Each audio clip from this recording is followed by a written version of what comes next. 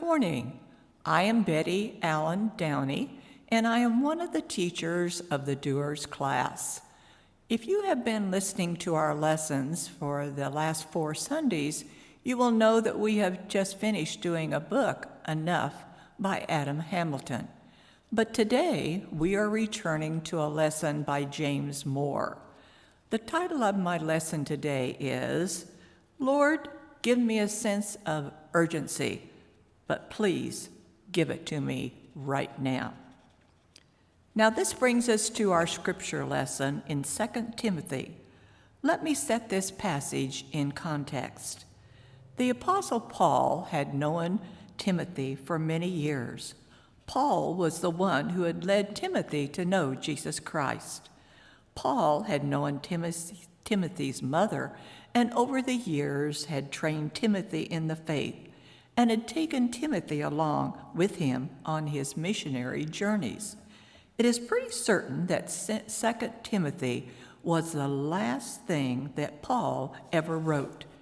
It is the most personal of the pastoral letters, and the most of it is directed specifically to Timothy.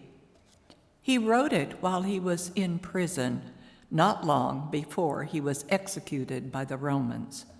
Paul knew that when he wrote these words, that his last days on earth were numbered. Paul was in prison in Rome, and Timothy was in Ephesus. So Paul writes and asks Timothy to come and see him just as soon as he can, and he wants him to bring 3 things. First, to bring his cloak to warm him, his books to warm his mind, and his parchment, the scriptures, to warm his soul. And then Paul says this very thing to Timothy: do your best to come before winter. Now the question is, did Timothy come? Did he actually get there before the Apostle Paul died? The truth is, we don't know. The Bible never says. Church history never says. But let me ask you something. Would you have gone if Paul wrote to you and said, come and come quickly?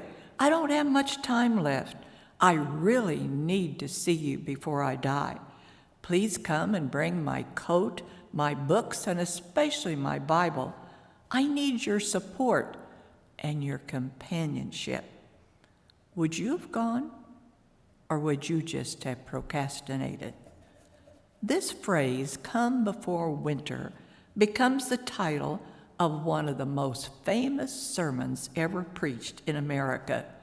It was preached 37 times from the pulpit of the First Presbyterian Church in Pittsburgh, Pennsylvania, by Clarence Edward McCartney, one of the great preachers of the 20th century. After he preached it the first time, the church members were so moved that they called a special meeting of their church board and mandated that every year Clarence McCartney would preach that sermon again. They wanted to hear that sermon every year, and for 37 years, every year, Clarence McCartney preached that same sermon. Now, in that sermon, Clarence McCartney painted a powerful image by raising this question: what if Timothy had delayed? What if he didn't go immediately? What if he said, of course I've got going, but I got a lot of stuff going on right now. I'll go, but a little later. And then when he gets down to the dock sometime later, they say, oh, sorry, it's too late. It's wintertime now. It's too cold. The sea is rough. Can't go now. Wait till after winter.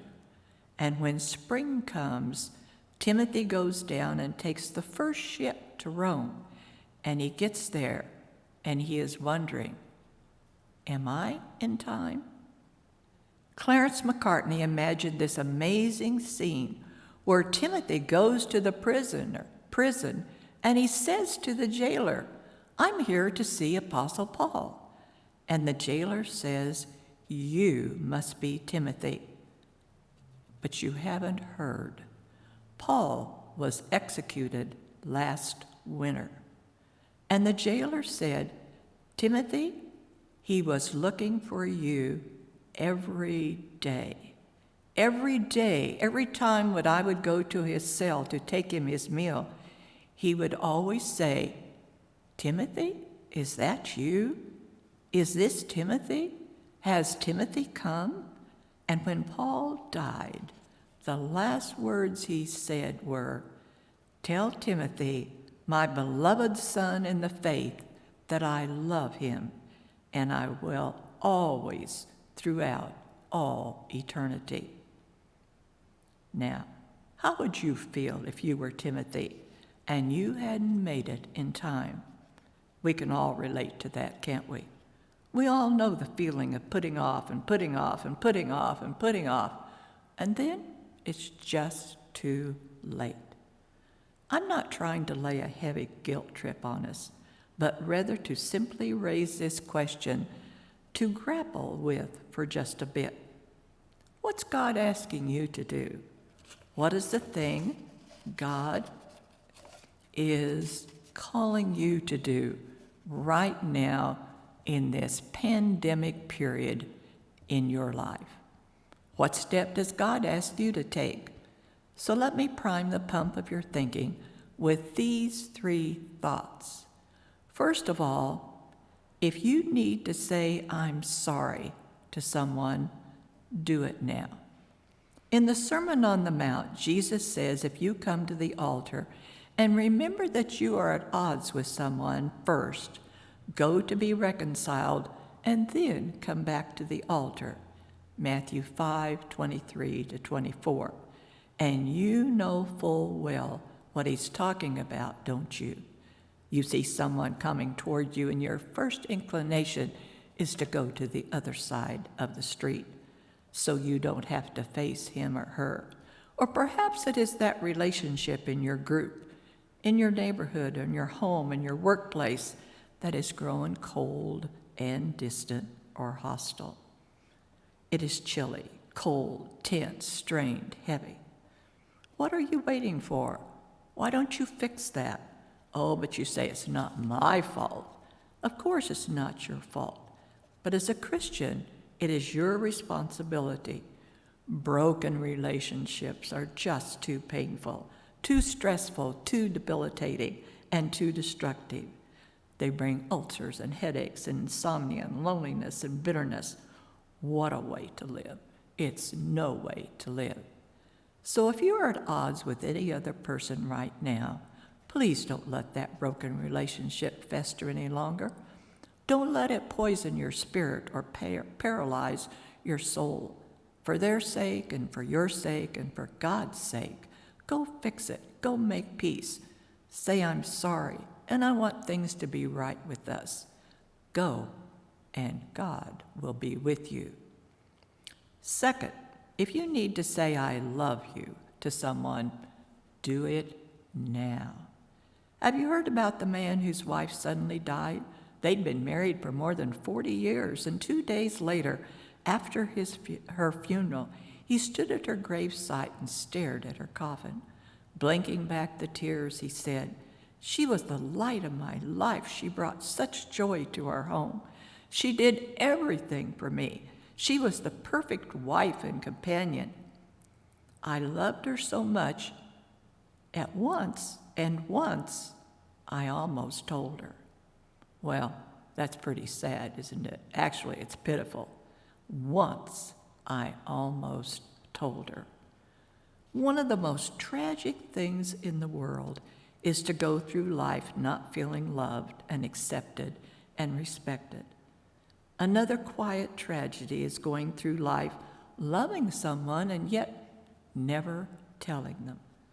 The point is, some things are so urgent, so vital, so crucial, and life can be so very, very fragile that we dare not put off. The point is obvious. If you need to say I'm sorry to someone, or you need to say I love you to someone, what are you waiting for? Do it now. And the third thing, if you need to say yes to God, do it now. Have you heard about the man who was asked, "How are your children doing in school these days?" "Well, they're doing better," he replied, "but I still go to PTA meetings under an assumed name." Many parents can relate to that and understand that.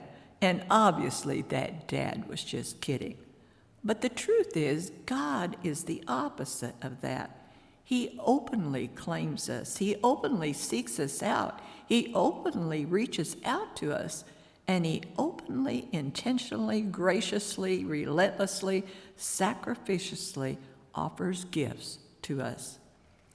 But do you realize we have to do our part? We have to accept the gift. What are we waiting for? Why do we hold back? Why are we hesitant to accept God's gracious gift of himself? Why are we so reluctant to say yes to God? So, what are you waiting for? What are you putting off? What's the holdup? Do it now and do it today. Do it this moment. Accept God's call. Accept his gift of love. And just say yes. And on this very cold morning, we can relate. Come to God before winter. If you need to say, "I'm sorry," or "I love you," or "yes," don't procrastinate any longer.